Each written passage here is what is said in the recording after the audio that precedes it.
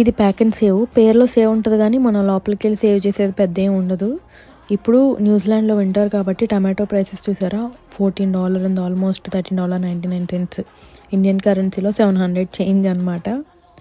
Mostly tomatoes సమ్మర్లో $3-4 వచ్చేస్తాయి KG, but ఇప్పుడైతే చాలా కాస్ట్లీ ఉంటాయి. అండ్ మేమున్న ప్లేస్లో అయితే ఒక్కోసారి టమాటోస్ కూడా అవైలబుల్ ఉండవు.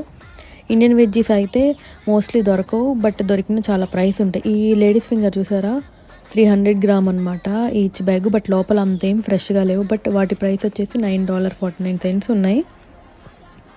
అండ్ ఈ బ్రింజల్ ప్రైస్ వచ్చి $10.49 ఉంది.